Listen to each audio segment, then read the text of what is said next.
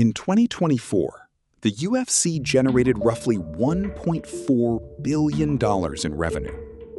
Not as a banned spectacle, not as a fringe blood sport, not as the thing politicians once wanted erased from television, but as part of TKO, a publicly traded sports entertainment company sitting beside WWE. The UFC is no longer just a fight promotion. It is the stage, the belt, the ranking system, the dream. And for many elite mixed martial artists, the company they cannot afford to ignore. But behind the lights, the walkouts, and Dana White telling everyone business is booming, which, to be fair, it usually is, there is a much more uncomfortable question. When one company becomes the biggest stage in the sport, who decides what a fighter is worth? Former UFC fighters brought a decade-long antitrust case alleging that UFC market power and restrictive contracts suppressed fighter compensation. The UFC denied wrongdoing. A $375 million settlement resolved the older fighter class without a trial finding that the UFC was legally a monopoly, a monopsony, or guilty of unlawful conduct. So this is not a story about a court proving the UFC guilty. It is a story about power, how it was built, how rivals disappeared, and how fighters say the balance of power shifted away from them. To understand how a company once fighting for survival became the company almost every elite fighter needed, we have to go back to the moment its greatest rival disappeared. Before the UFC became the center of elite MMA, there was Pride. For a time, Pride Fighting Championships was not just another promotion, it was the rival. It had the stars, it had the crowd, it had the spectacle. And most importantly, it gave fighters something that matters in every business on earth: another serious place to go. If one company did not offer enough money, status, or opportunity, another empire was waiting. That is leverage. But we need to be clear immediately. The UFC did not create Pride's original crisis. Pride was already bleeding before Zuffa arrived. In 2006, Japanese reporting connected Pride's ownership to alleged organized crime influence. Those allegations were disputed. They were denied. They were never proven in court. But Pride did not need a court verdict for the damage to become real. Fuji Television, the broadcaster that helped make Pride a mainstream Japanese phenomenon, ended its relationship with Dreamstage Entertainment. Officially, Fuji cited breach of contract. Not the organized crime allegations directly. That distinction matters. But once Fuji walked away, Pride lost more than a television slot. It lost reach. It lost legitimacy. It lost the business engine that made stadium spectacle financially possible. Pride tried to survive by pushing into America. The live gates were respectable. Hardcore fans still cared. But America was not Japan. Pride's Japanese model ran on television spectacle. The American model ran through pay-per-view. And Pride never broke through in the US at the level it needed. So by the time the UFC's ownership group stepped in, Pride was already damaged. The UFC did not bring Pride down, but when the strongest rival in MMA collapsed, the UFC was perfectly positioned to benefit. Pride was weakened. But what came next was not announced as a burial. It was announced as the future. On March 27, 2007, the public story sounded almost impossible. The ownership group behind the UFC had agreed to acquire Pride-related assets. This was not announced like a funeral. It was announced like the merger of fighting worlds. Pride and UFC. Ring and cage. Japan and America. Two empires under one roof. Fans were told to imagine the fights they had argued about for years. UFC champions against Pride champions. The best fighters in the world finally meeting without promotional walls in the way. Contemporary reporting described the deal as bringing together the UFC and its biggest rival, with Pride expected to continue in some form and potential mega fights on the table. But legally, this was not a clean merger of equals. It was an asset acquisition, and that difference matters. Because you can buy the name, you can buy the library, you can buy intellectual property, you can try to bring over fighters, but you do not automatically preserve the living ecosystem that made a promotion matter. Pride was supposed to continue as a separate fighting promotion. Instead, it continued mainly as a video library, which is technically a form of survival, just not the kind fans were picturing. The public pitch was preservation. The result was disappearance. Pride never successfully relaunched as a major active promotion. Its history, footage, and many of its stars were gradually folded into the UFC story. And once Pride was gone, the question became bigger than one company. Because losing one rival does not create market power by itself. For that, the rest of the market had to shrink too. After Pride, the MMA landscape kept getting smaller, but not all in the same way, and not all because of the UFC. That part matters. Some promotions were acquired or integrated by Zuffa. Pride, WEC, Strikeforce, World Fighting Alliance. Others failed independently. Elite XC collapsed after funding and business problems. Affliction burned bright, spent heavily, canceled its third event, and exited the promotion business. So the point is not that the UFC personally destroyed every rival.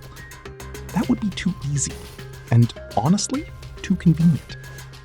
The real pattern is more interesting. One by one, the strongest alternatives either failed, were absorbed, or stopped functioning as true rivals for elite talent. WEC became especially important for lighter weight classes. When WEC merged into the UFC, divisions that had been built elsewhere became UFC divisions.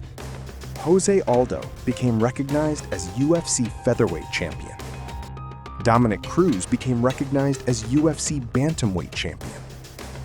Then came Strikeforce. When Zuffa bought Strikeforce in 2011, the public message sounded familiar. Strikeforce would continue as a separate business. Business as usual. Nothing to worry about. Please ignore the giant corporate vacuum cleaner in the corner. Zuffa's official announcement said it intended to operate Strikeforce separately, and ESPN reported the companies would continue as separate entities. For a while, Strikeforce continued.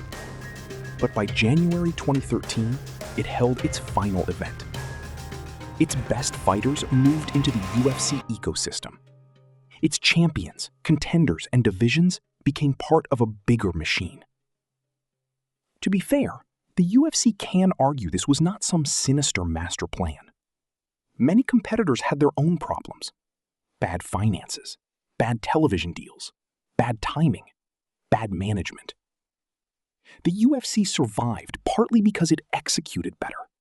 It invested more. It marketed better. It built the brand better.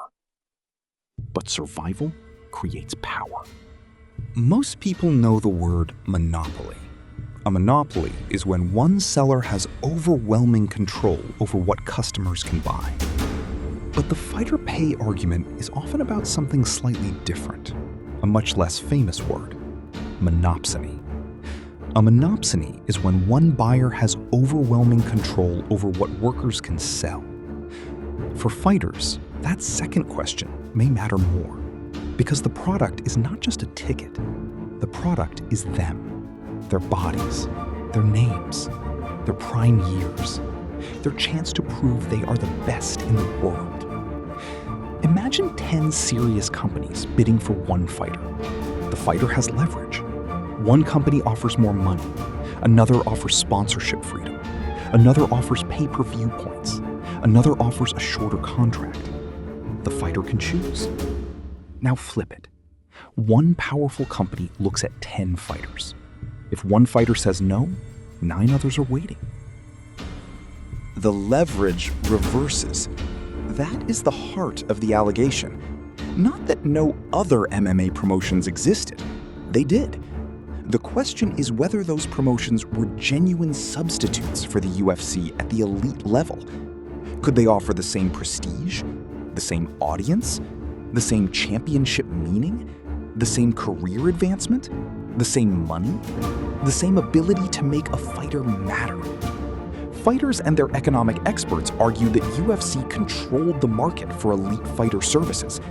UFC disputed that definition. UFC argued that fighters had meaningful alternatives, that competition still existed, and that the company grew because it invested in the sport better than anyone else. So the safe wording is not, a court ruled the UFC was a monopoly. That is not what happened. The real question is more interesting.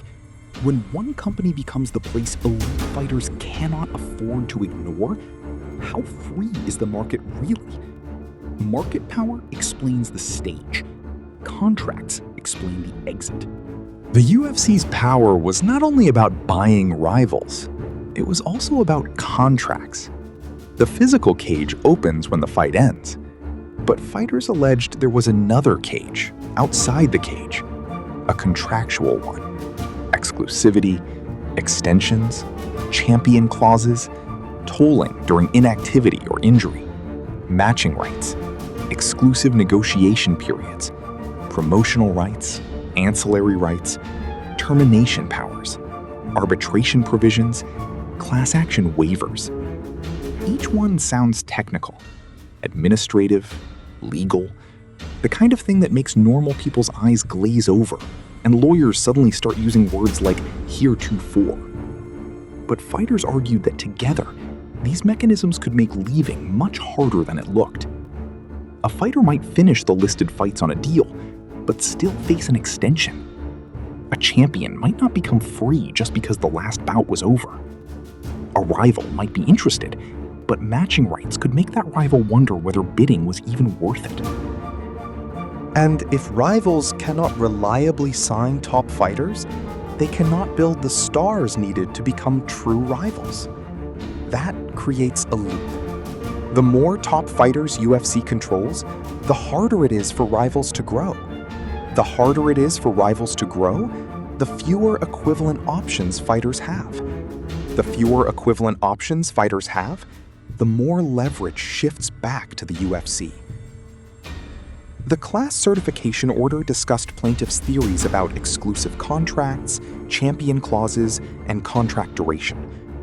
But we need to be fair. Not every restrictive clause is automatically illegal. Promoters invest money in fighters. Marketing, production, broadcasting, medical protocols, international expansion. A company can argue it needs contractual protection to make those investments worthwhile.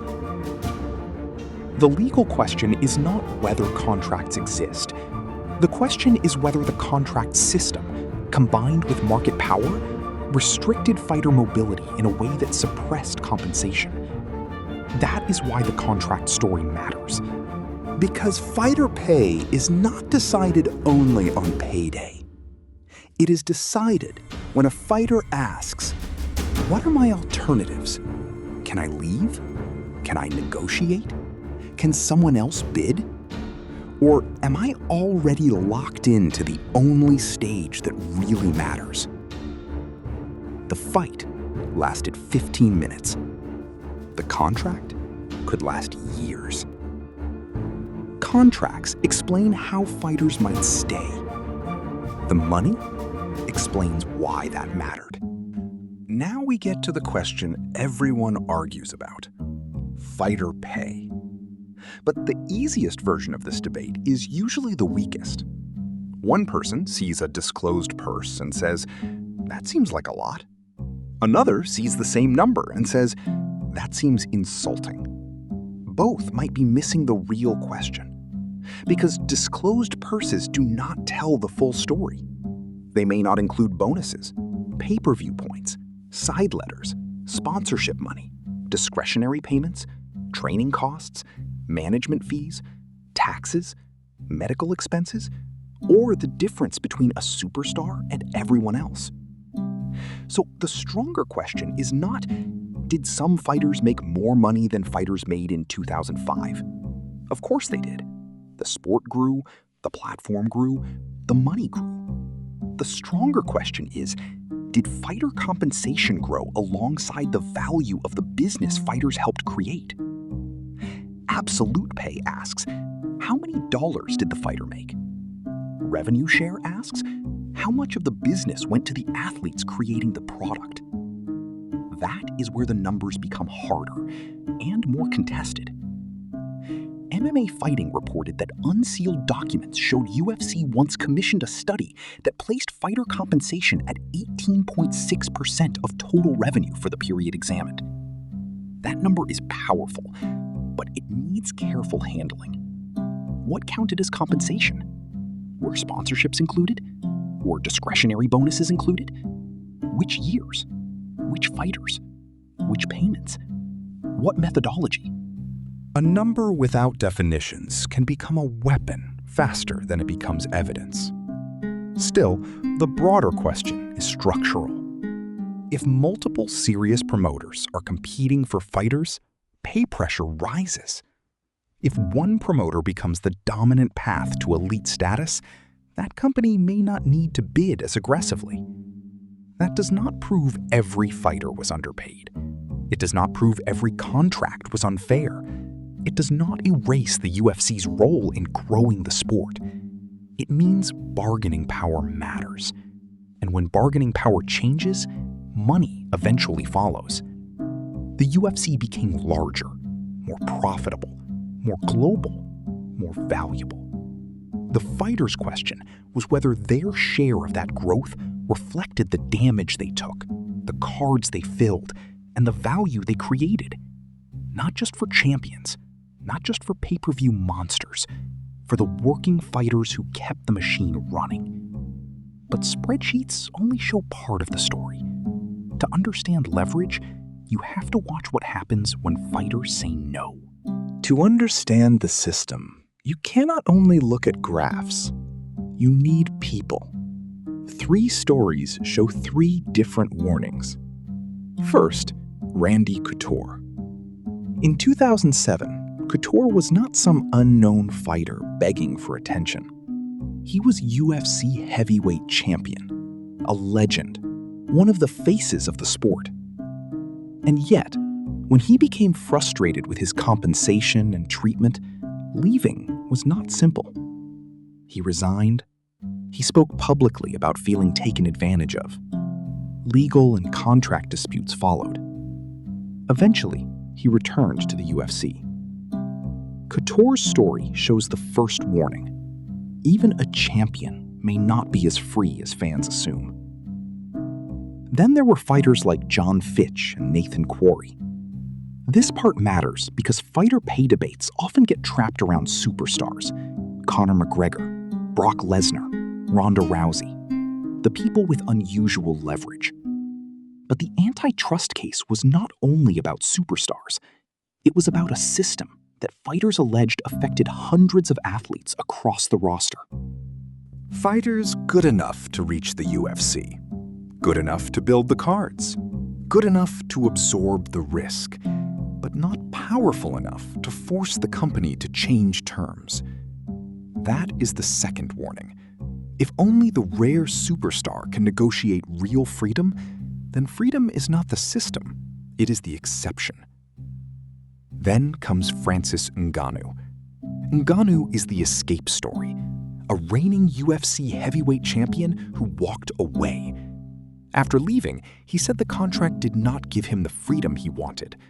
Boxing mattered, sponsorship freedom mattered, control over his career mattered. Dana White said the UFC released him, waived an exclusive negotiation window and matching rights clause, and stripped him of the heavyweight title. Ngannou's story cuts both ways.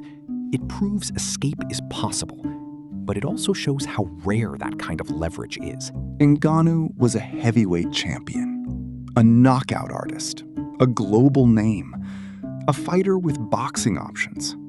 Most fighters do not have that.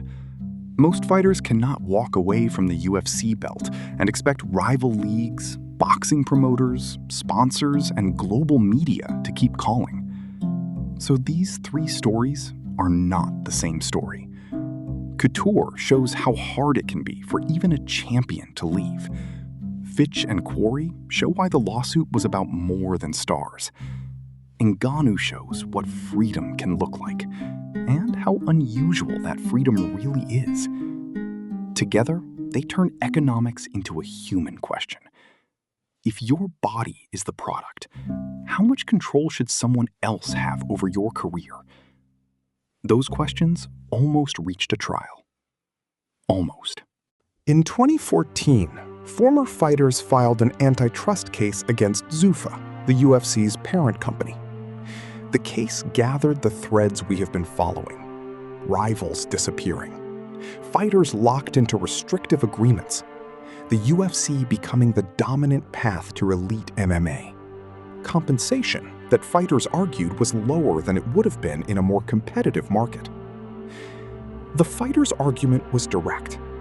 UFC used market power and restrictive contracts to suppress fighter compensation. UFC denied wrongdoing. It argued that fighters voluntarily signed contracts, that other promotions existed, that fighter pay increased substantially, that the company invested in the sport, expanded it, and created opportunities that would not have existed without the UFC's growth. This was not a simple hero-villain lawsuit.